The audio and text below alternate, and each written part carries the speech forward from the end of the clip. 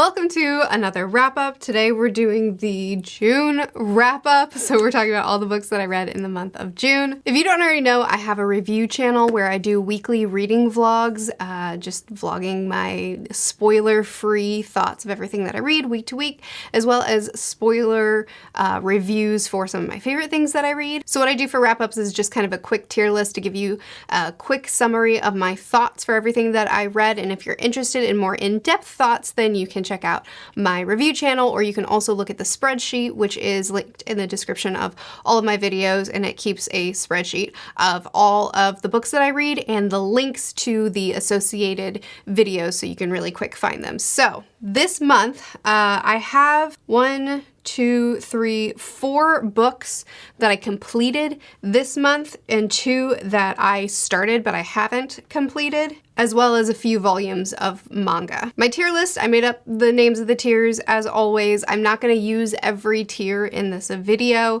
but we have new favorite. This is like an all-time favorite. Gonna make it into the favorites list.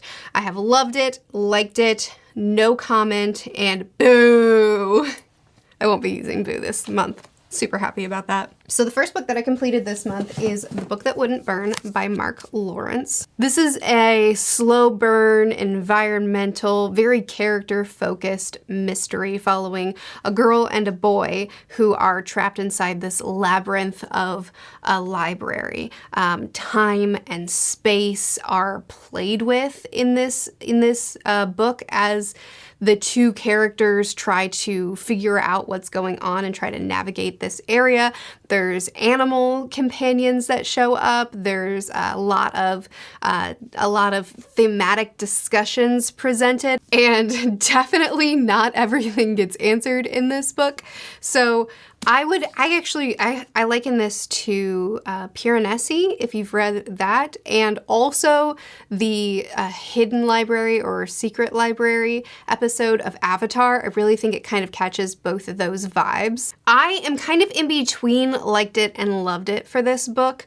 I definitely liked it more than just a, yeah, good, liked it, but I'm kind of holding out full judgment until I get to book 2, because I feel like there's so much happening that not all of it gets addressed, and I feel like I need to read book 2 before I can actually firmly say how I feel about book 1, because I need to see how Mark Lawrence is going to flesh some of these things out and how he's going to resolve some of these things before I can decide how I feel about it. So I'm kind of I'm not withholding judgment. I guess what I'll do is I'll judge it based off of this first book, but I have to be allowed to redact that after I read book 2. So last month I caught up with both Yona of the Dawn and Vagabond. So my friend and I decided to catch up on the chapters that we've missed since we caught up with Spy Family months ago. So we had 2 volumes to read. We read volumes 10 and 11, and they were awesome. Volume 10 was phenomenal. Oh my goodness, it was so strong. Volume 11 was a little bit weaker, actually. Maybe I should have split these up instead of bunching them together now that I think about it. Volume 11, we were both kind of just like, oh no, this isn't great. And then it ended on a high note, which kind of saved it. But I'm just gonna say that I loved it because I love Spy Family. Even weaker editions it's still Spy Family. It's still cozy and sweet and fun and wonderful. Next is Deep as the Sea, Red as the Sky. So this, I've already returned that. I was like, where is it? Why don't I have it with me? I already returned it to the library. Deep as the Sea, Red as the Sky is a historical pirate. If you've ever heard of the pirate, the Chinese pirate queen Qingji, this is her story fictionalized. So the beginning of the book is really closely following the historical accountings that we have of her story, and then it kind of goes off and it does its own thing. I've mentioned this a couple of times in a couple of videos recently, so just to keep it real concise. For me, I wanted this book to be much longer. It's 250 pages, I think. It's really short. It might be closer to 300, I've already forgotten, but it's really short and it's really interesting, and I like the span of her life that we followed, but I wish that we had followed it more. I wish that things had been fleshed out more and we had spent more time elaborating on certain things. So the time covered is great, but I wish we had spent more time covering the time covered. But I loved it. I loved this book too. I loved it more than the book that wouldn't burn. I realized that a lot of my love for this is probably because I have a lot of love for pirate fiction and nonfiction in general. I'm just really interested in pirates, and I happen to be really interested in Qingji's story anyway, so getting a fictionalized version of her story was really exciting for me, but it doesn't have the highest rating, so it might just be a me thing, but I loved it. Oh, okay, so next we have Master and Commander by Patrick O'Brian. This is, I think it's classified as a classic, right? It's set in the 1700s. Oh, I didn't grab that book either. Really off my game. It's set in the 1700s. I don't remember what year it was written in. Oh, Google's right here. 1969.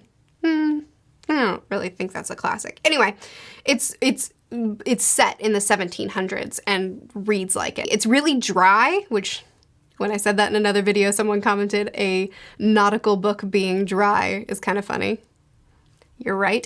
It's really dry, but it's also really charming. So we follow Jack Aubrey, who has just gotten the commission to captain the Sophia. So this is his dream come true. He's captaining a ship, and they set out to sea, and they're a new crew, and they have a lot of crew dynamics and kind of some inner crew turmoil, as well as Jack, who loves manning a ship, but now as the captain, he finds that it's a much more lonely role, and it's also one with really high highs, like when you're capturing ships and taking your prizes and you're getting closer to your goals, that it's super exciting. But then whenever you get into fights where you lose some men, or when you go through a long stretch of time where you're not actually gaining any ground, and when the crew isn't getting along, and when difficult things come up, then he kind of goes down with it. So Jack is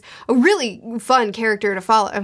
He's a really interesting character to follow, but he also goes through a lot of emotional turmoil himself throughout these books. I said I'd keep this short. Let's calm down, Murphy. I obviously loved this one too. Wow, I had a great reading month. I had a really great reading month. I didn't think about where I was gonna put anything. I'm starting to realize that maybe a tier list this month is the wrong choice, but I'm in too deep, so here we are. And do you know what's funny? Next up is The Phantom of the Opera. I loved this book. The Phantom of the Opera was so good. It was so dramatic in a way that a gothic horror, a classic gothic horror, is only capable of being. If you've read, oh, that reminds me, Northanger Abbey. I said in my reading vlog that it reminded me of a Jane Austen, but I couldn't remember the name. Northanger Abbey, which is a gothic satire. It has just like that over-the-top drama. Every character and every situation presented is just so dramatic in a way that only classic gothic horror can be. It's like Wuthering Heights, which is a classic romance, a gothic romance, but it's like a gothic horror a little bit too. I don't know if this makes sense to you if you haven't read any gothic classics, but there's something so dramatic about them that only they are allowed to be. I loved it. I loved it. Holy cow, I had such a good reading week. Month. This was a month. This took place over a month. Next is Dragon Ball.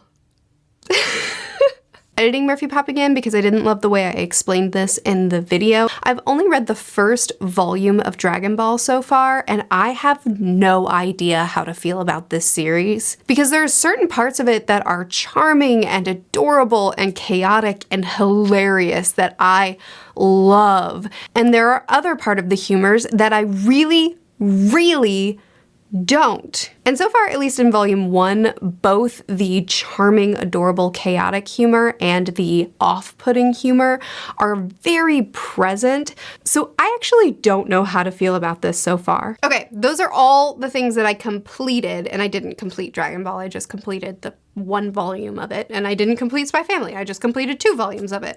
But those are all the things that I completed this month.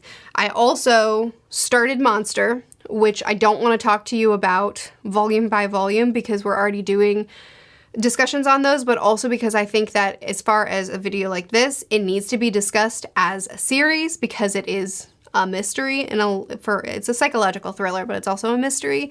And I don't have any answers at this point. So I feel like how I feel about this series is dependent on how it ends and how things come together. So I can't talk to you about that. Also, Wall of Storms, I'm like 200 pages into. I'm not done with it. Also, Bone Hunters, I'm halfway through. So I read several kind of bigger, slower, everything I read, except for the Phantom of the Opera. That was thrilling, and I read it in 2 days. But just to give you an impression of how I'm feeling, at the point that I'm at right now at Monster, I haven't decided yet if I love it or I hate it, and I have a feeling it's gonna be one of those two things. I'm gonna have strong feelings about it, and I don't know where I land yet. Wall of Storms, I already love it. I already love it. It's amazing. But again, there's still a lot left to read, and The Bone Hunters, I already love it. It's amazing. But again, I'm not actually done. As I said at the beginning of the video, if you want to check out any of these books further, if you want to see my thoughts on them further, the spreadsheet will lead you to dedicated videos where I kind of expand a little bit more on them. Chat with me about these books in the comments if you've read any of them and you want to talk about them further. Check out my Patreon if you feel like it. We buddy read almost everything I read. So there's always too many buddy reads going on, and we have a great time. I post videos every Monday and Friday on this channel, Tuesdays and Thursdays on my review channel, which is always linked in the description. I'll see you again soon. Bye.